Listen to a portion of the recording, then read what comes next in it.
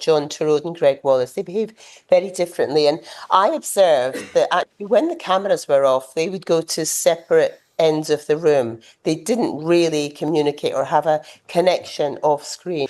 Aggie Mackenzie, presenter of How Clean Is Your House, was on the 2011 series of Celebrity Masterchef. Aggie, good morning. Good morning. Did Gregg Wallace behave in a way that made you feel uncomfortable? I wouldn't say uncomfortable, more kind of a rolling of the eyes. He's like a sort of, well, he behaved like a bit like a sort of Sid James character, very old school in his humour. And yeah, just kind of inappropriate, I'd say, definitely. That's right. But I sort of put it down to he kind of felt awkward and he didn't really know how to make normal conversation with people. And he used to fill all the time with these stupid, unfunny jokes that people kind of had to tolerate. Jokes of a sort of sexual nature, like the ones we're discussing. Yeah, just the sort of, schoolboy stuff. It's as if he's never really grown up or been properly supervised and told to kind of watch what he's saying. Well, that's an interesting point. I mean, presumably these jokes were being made with members of the production team nearby, for example. Yeah, I think anyone who would actually listen, I think he didn't have any sort of sense of himself or what he was doing or what damage he might be doing. And I think because he was allowed to carry on behaving like this, it's his sort of natural, MO, and that's the way he behaves. So, why not? If nobody's saying stop, except he was asked to, remedy his behaviour, I think, a few years ago, but obviously not firmly enough. Yeah, I think what's interesting, Aggie, is you're conveying that these sorts of comments will hit different people's ears slightly differently.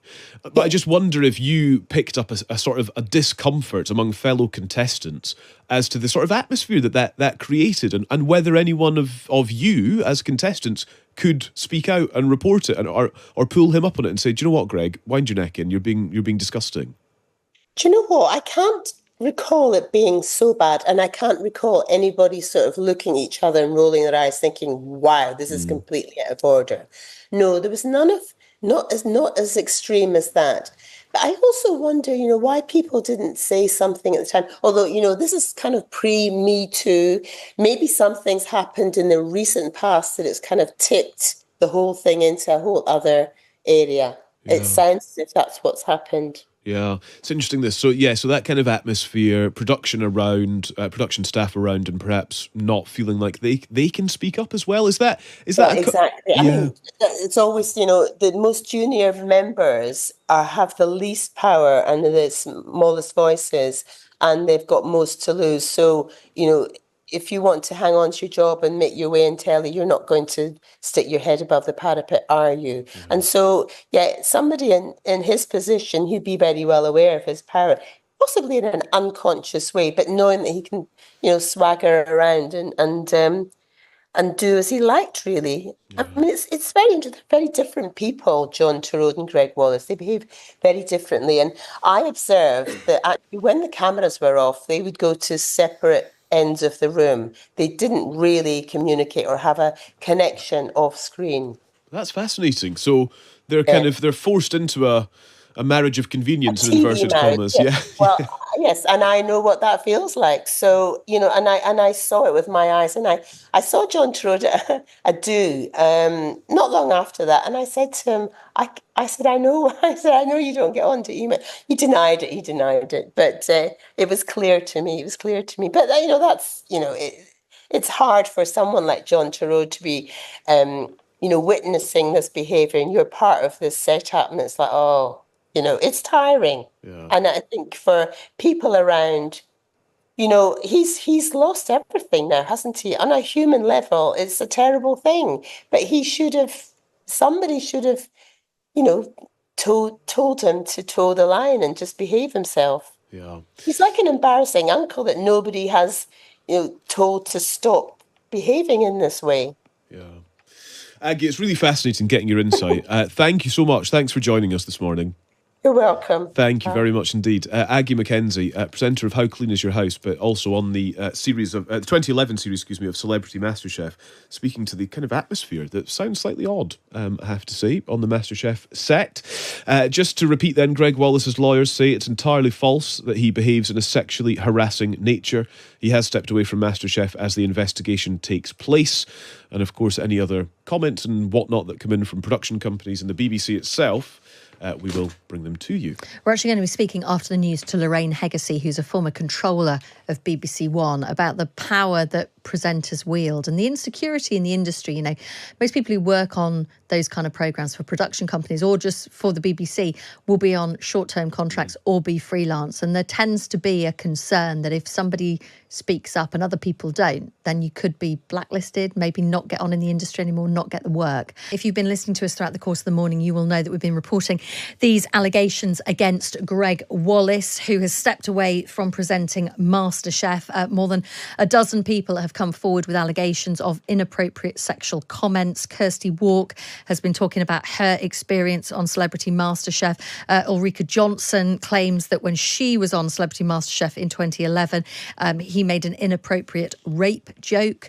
It's worth pointing out that his lawyers say the claims are false. And last night, Gregg Wallace thanked people for their support on Instagram. Let's speak now to Lorraine Hegarty, who is former controller of BBC One. Good morning to you. Morning. Thank you for being with us. I just wonder how much of a problem there is here with the BBC and other TV channels just allowing presenters to have so much power that behaviour isn't checked. I think it's an issue across the industry, not just for the BBC, and possibly across the whole of the entertainment industry, really, films, theatre, everything.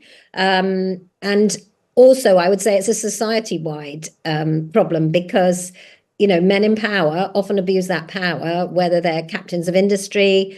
There's a big investigation into Mohammed Al Fayed at the moment.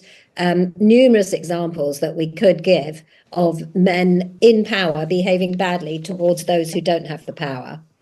So how do we change that dynamic within the entertainment industry? Because I guess one of the challenges as well is many of the people who work for production companies or work for the BBC or wherever, they will be on short-term contracts or will be freelance and will be frightened that if they speak up and others don't follow, they might not get work anymore. I think that's very true. And there's more insecurity than ever in our industry at the moment. There's a massive problem with incredibly talented people not finding work. And I'm talking about the kind of people who used to have their order book full probably for the next 3 years. And as you say, most of the people who work on a production are freelancers. And a lot of them are quite junior. So it's very hard to take on somebody like the presenter. And of course, presenters are paid much, much more than anybody else on the production.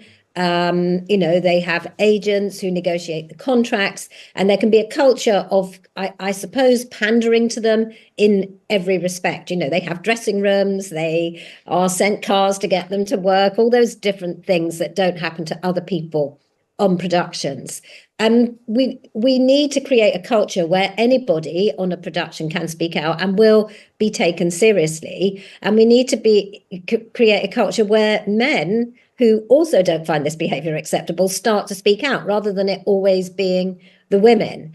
And if you think about it, not that long ago, people used to make racist comments and they were not acceptable ever, but it's become very unacceptable to publicly make any statement like that now. And if anybody did in the workplace, everybody would say, please don't say anything like that.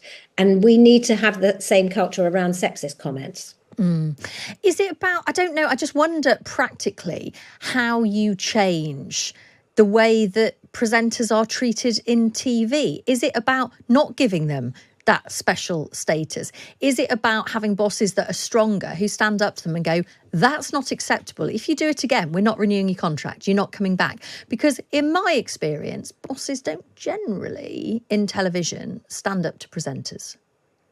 It has to start at the top and the line has to be drawn. And, I think the BBC is very aware of that, particularly in the wake of the Hugh Edwards case.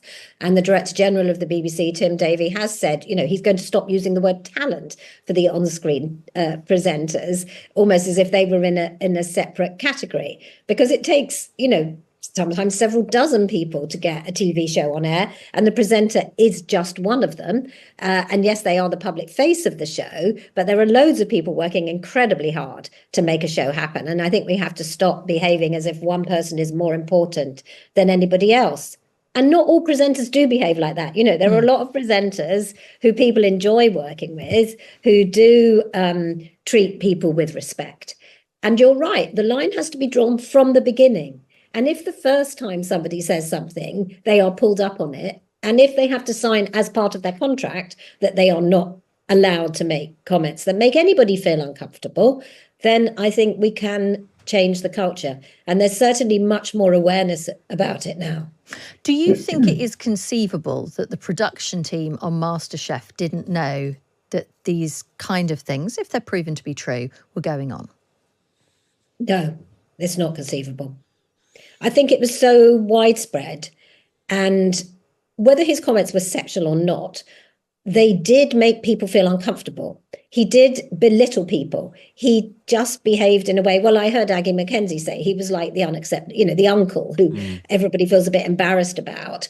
But that is almost sanitizing it, because it had been going on for years. People are talking about 17 years ago, 10 years ago, there was an investigation after he had been on Impossible Celebrities, which deemed that his behavior wasn't acceptable. And yet he still got another contract, and he probably was paid even more. And he was put on other shows other than MasterChef. So, you reward bad behavior. It's like with a toddler. If you reward bad behavior, the bad behavior continues. If you draw a line, and I think sometimes we have to treat presenters as if they're toddlers, then they will stop that behaviour, particularly if it means that their contract won't be renewed. I was just about to say some presenters do need to be treated like toddlers, but you took the words right out of my mouth. Who do you mean, Chloe? Speaks the mother's innocence. Lorraine Hegarty, thank you so much for your time this morning. She is former controller of BBC One.